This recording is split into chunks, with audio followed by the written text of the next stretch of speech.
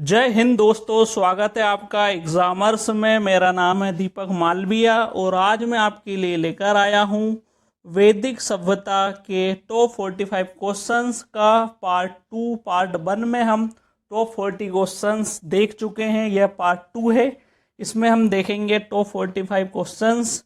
तो अगर आपने पार्ट 1 नहीं देखा है तो आप जाइए और पार्ट 1 देखिए। आज का हमारा पहला क्वेश्चन है, त्रि नाम है।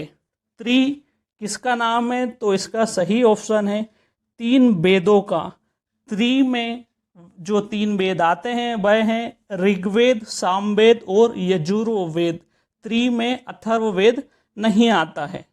अगला प्रश्न है, निम्नलिखित में से कौन एक सुमेलित नहीं है? तो पहला वाला जो है वह सुमेलित नहीं है। हिमाचल से विंध्याचल क्षेत्र को मध्य देश नहीं कहा जाता है।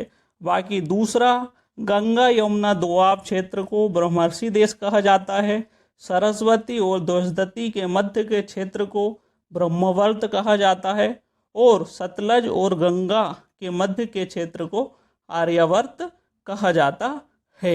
अगला प्रश्न है, किस ग्रंथ में पुरुष मेघ का उल्लेख हुआ है? बीपीएससी 2004 में पूछा गया है यह प्रश्न।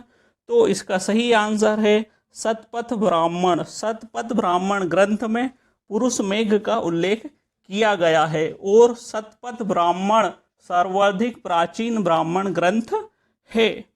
और तैत्तिरीय और शतपथ जो ब्राह्मण है यह यजुर्वेद के ब्राह्मण ग्रंथ है। और बृहदारण्यक जो ब्राह्मण ग्रंथ है यह सबसे बड़ा ब्राह्मण ग्रंथ है। अगला प्रश्न है, उस जनजाति का नाम बताइए जो ऋग्वेदिक आर्यों के पंचजन से संबंधित नहीं है। मतलब जो ऋग्वेद के पंचजन थे उनमें से कौन नहीं है?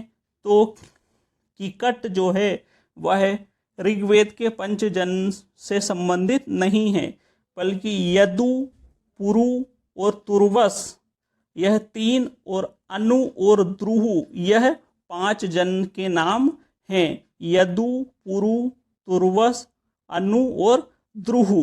कीकट उससे संबंधित नहीं है। अगला प्रश्न है, निम्न में से कौन सा युग्म सुमेलित नहीं है? यहाँ वैदिक नदियाँ जिनके प्राचीन नाम और उन वैदिक नदियों के आधुनिक नाम के बारे में बताया गया है। तो परुष्णी, व्यास यह सुमेलित नहीं है। परुष्णी का जो आधुनिक नाम है वह रावी नदी का है। रावी नदी को परुष्णी कहा जाता है। अस्किनी, चिनाब ये सही है। सदानीरा, गंडक सही है। सुसामा, सोहन नदी सही है। और अन्य कुछ नदियां हैं, बितस्ता झेलम का है। बिपाशा ब्यास नदी। द्वजदती घग्गर जिसे चेतांग नदी भी कहा जाता है। और सतुद्री सतलज का प्राचीन नाम है। अगला प्रश्न है, ऋग्वेद के किन मंडलों को वंश मंडल के नाम से जाना जाता है? किन मंडलों को वंश मंडल के नाम से जाना जाता है? तो द्वितीय से सप्तम मंडल को वंश मंडल कहा जाता है। द्वितीय मंडल, तृतीय, चतुर्थ, पंचम, छठ और सप्तम, इन सब को क्या कहा जाता है?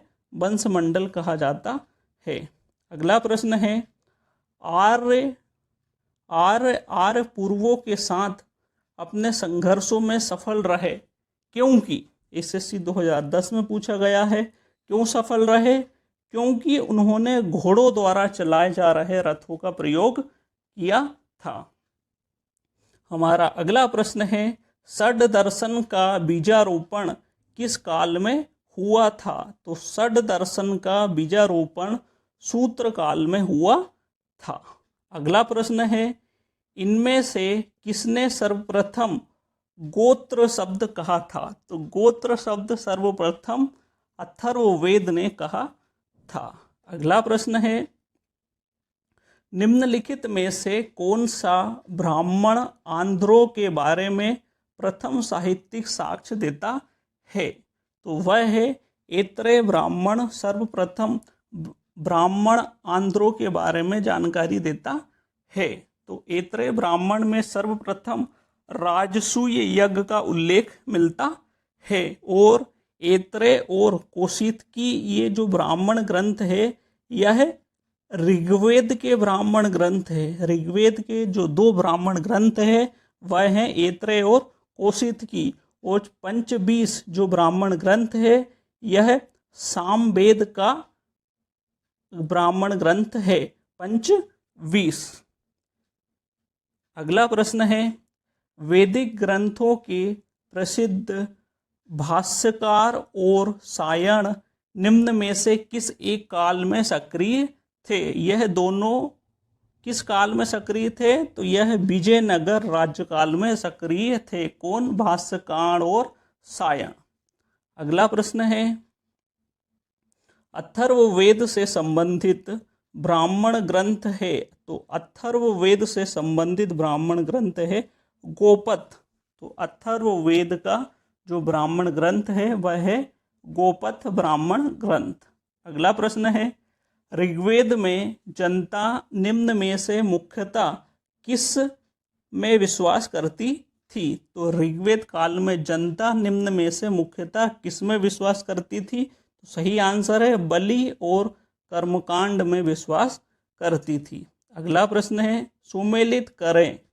यहाँ दिशाओं के राजा के बारे में बताया गया है। तो पूर्व का राजा उसको बोला जाता था सम्राट, पश्चिम के राजा को बोला जाता है सौराट, उत्तर का राजा होता था विराट और दक्षिण का राजा भोज। तो इसका जो सही आंसर बनता है वह है 2, 1, 3, 4। अगला प्रश्न है, संस्कृत भाषा के पहले व्याकरण विद्वान कौन थे? संस्कृत के पहले व्याकरण विद्वान कौन थे? तो वह हैं पाणिनि। पाणिनि की पुस्तक है अष्टाध्यायी जो संस्कृत भाषा में लिखी गई है। अगला प्रश्न है, 10 राग युद्ध का विजेता सुदास किस जन से संबंध रखता था? तो वह भरत जन से संबंध रखता था। और 10 राग युद्ध जो हुआ था वह परुष्णी नदी के किनारे हुआ था। परुष्णी नदी का आधुनिक नाम है रावी नदी। अगला प्रश्न है, ऋग्वेदिक धर्म था। तो ऋग्वेदिक धर्म कैसा था? तो वह था बहुदेववादी, जहां एक से अधिक देवी देवताओं की पूजा की जाती थी। बहुदेववादी धर्म था ऋग्वेदिक धर्म। अगला प्रश्न है, मनुष्य और देवता के बीच मध्यस्थ की भूमिका निभाने वाले देवता हैं। तो मनुष्य और देवता के बीच मध्यस्थ की भूमिका निभाने वाले देवता हैं अग्निदेव। अगला प्रश्न है, निम्न को सुमेलित करें। ऋग्वेद, तो ऋग्वेद का सुमेलित है स्तोत्र और प्रार्थनाएं। ऋग्वेद में क्या की जाती थी? स्तोत्र और प्रार्थना। यजुर्वेद का जो सही है वह है स्तोत्र और कर्मकांड। कर्मकांड हवन यज्ञ पूजन पाठ का जो बात बताई गई है वह यजुर्वेद में बताई गई है। सामवेद संगीतमय स्तोत्र से संबंधित है। और जो अथर्ववेद है इसमें तंत्र मंत्र और वशीकरण जादू टोना के बारे में बताया गया है। ठीक है, तो इसका जो सही आंसर देख लीजिएगा। ऋग्वेदिक आर्य पशुचारी लोग थे। इस तथ्य से पुष्ट होता है कि ऋग्वेदिक आर्य पशुचारी लोग थे। इस तथ्य से पुष्ट होता है कि इसका आंसर है उपरोक्त सभी। ऋग्वेद में गाय के अनेक संदर्भ हैं। अधिकांश युद्ध गायों के लिए लड़े गए हैं। पुरोहितों को दिया जाने वाला उपहार जो वो गाय होता था, ना कि जमीन होती थी। तो इन सभी तथ्यों से पता चलता है कि ऋग्वेदिक आर्य पशुचारी थे। अगला प्रश्न है, वैदिक समाज में राजपद या राजत्व के विकास का मुख्य कारण क्या था? तो इसका मुख्य कारण था युद्ध का भय। युद्ध के कारण उन्होंने राजा का पद बनाया। अगला प्रश्न है, सर्वप्रथम चारों आश्रमों ब्रह्मचर्य, गृहस्थ, वानप्रस्थ और संन्यास का वर्णन किस उपनिषद में मिलता है? तो यह मिलता है जाबालोपनिषद में। अगला प्रश्न है, आर्य भारत आकर जिस क्षेत्र में बसे उस क्षेत्र को क्या कहा जाता था?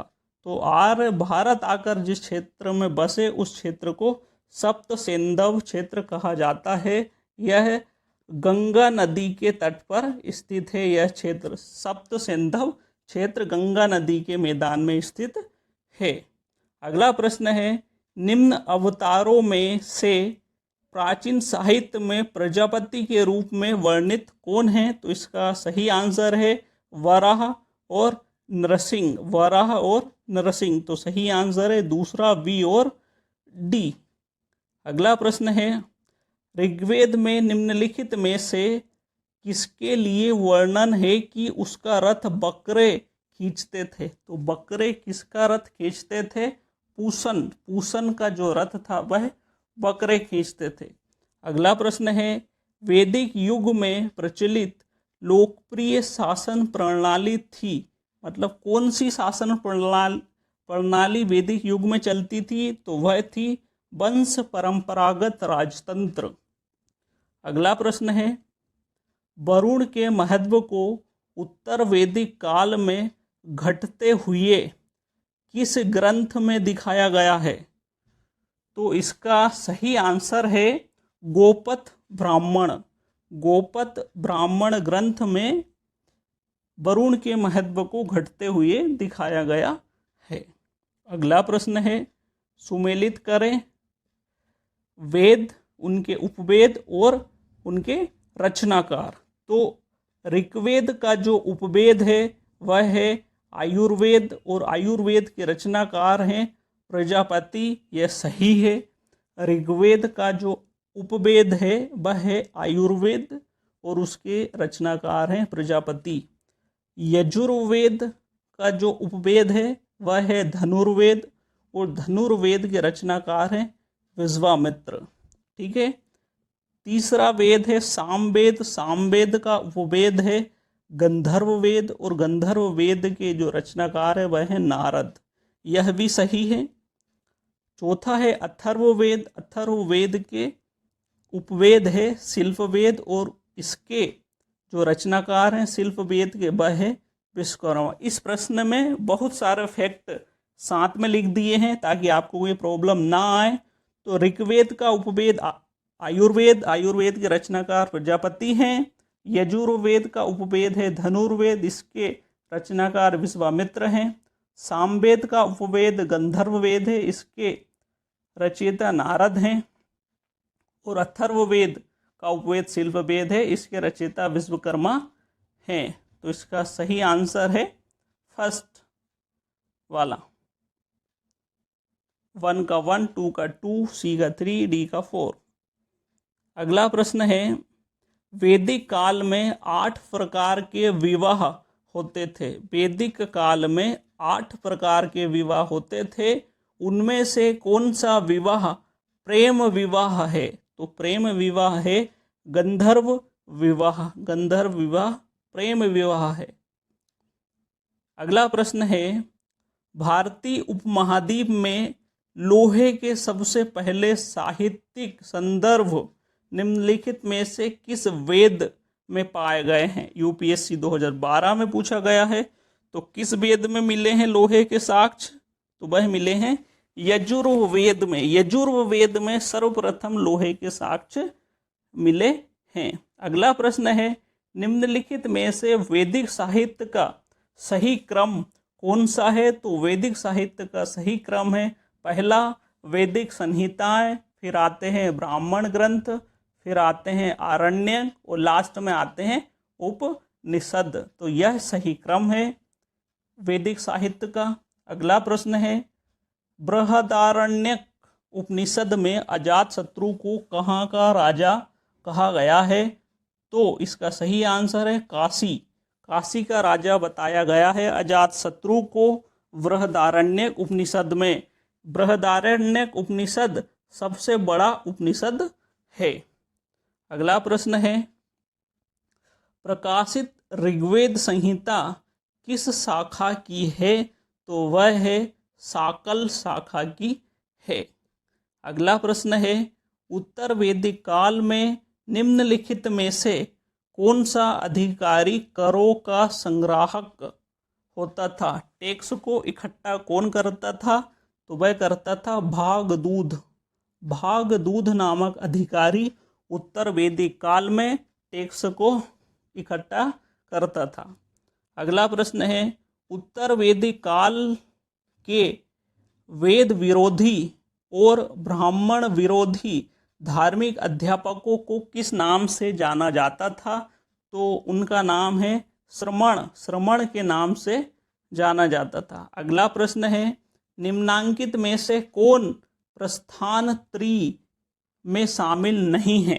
तो भागवत जो है वह प्रस्थान त्रयी में शामिल नहीं है। प्रश्न ऐसा बन सकता है कि प्रस्थान त्रयी में कौन शामिल है? तो उसमें शामिल है भगवद गीता, ब्रह्मसूत्र और उपनिषद। इन तीनों को मिलाकर क्या बनता है? प्रस्थान त्रयी बनता है। भगवद गीता, ब्रह्मसूत्र और उपनिषद। अगला प्रश्न है, कर्म का सिद्धांत संबंधित है। तो कर्म का सिद्धांत किससे संबंधित है? वह संबंधित है मीमांसा से। अगला प्रश्न है, ऋग्वैदिक युग की प्राचीनतम संस्था कौन सी है? ऋग्वैदिक युग की प्राचीनतम संस्था कौन सी है? तो वह है वेदत्त। अगला प्रश्न है, आदि काव्य की संज्ञा किसे दी जाती है? तो आदि काव्य की संज्ञा किसे दी जाती है? रामायण को आदि काव्य की संज्ञा दी जाती है। अगला प्रश्न है, किस रचना में नारी को सुरा पासा के साथ 3 बुराइयों में शामिल किया गया है? तो कौन सी रचना है जो नारी को बुराइयों के समान बताती है? वह है मैत्रायणी संहिता। मैत्रायणी संहिता ने नारी को सुरा और पासा के साथ 3 बुराइयों में शामिल किया है। अगला प्रश्न है, प्राचीनतम विवाह संस्कार का वर्णन करने वाला विवाह सूक्त किसमें पाया जाता है? तो यह इसका सही आंसर है ऋग्वेद। इसका सही आंसर है ऋग्वेद। प्राचीनतम विवाह संस्कार का वर्णन करने वाला विवाह सूक्त ऋग्वेद में शामिल है। अगला प्रश्न है, अवेस्ता और ऋग्वेद में समानता है। अवेस्ता किस क्षेत्र से संबंधित है? तो अवेस्ता जो ग्रंथ है वह ईरान से संबंधित है और जो ऋग्वेद जो ग्रंथ है वह भारत से संबंधित है। ठीक है, तो अगला प्रश्न है, आर्यों के आर्कटिक होम सिद्धांत का पक्ष किसने लिया था? आर्यों के आर्कटिक होम सिद्धांत का पक्ष किसने लिया था? तो यह लिया है वीजी तिलक ने, बाल गंगाधर तिलक ने। अगला प्रश्न है, सतपथ ब्राह्मण से संबंधित राजा विदेह माधव से संबंधित ऋषि कौन थे? सतपथ ब्राह्मण से संबंधित राजा विदेह माधव से संबंधित ऋषि कौन थे? तो वह ऋषि हैं ऋषि गौतम रहुगण। इसका सही आंसर है ऋषि गौतम रहुगण। अगला प्रश्न है, दक्षिण भारत का आर्यकरण किसने किया था? तो दक्षिण भारत का आर्यकरण अगस्त ऋषि ने किया था। तो यहाँ वैदिक सभ्यता का पार्ट 2 समाप्त होता है। पार्ट 1 में मैं टॉप 40 क्वेश्चन बता चुका हूँ और पार्ट 2 में टॉप 45 क्वेश्चन बता चुका हूँ। टोटल मिलाकर हम इस टॉपिक के वैदिक साहित्य के 85 क्वेश्चंस कर चुके हैं। अगर आप यह सारे 85 क्वेश्चंस कर लेते हैं तो आप निश्चिंत हो सकते हैं कि आपका वैदिक साहित्य या वैदिक सभ्यता से कोई भी क्वेश्चन नहीं छूटेगा। अगर आपको वीडियो अच्छा लगा है तो चैनल को सब्सक्राइब कीजिए, वीडियो को लाइक कीजिए और अपने स्टडी ग्रुप में शेयर कीजिए। धन्यवाद। जय हिंद।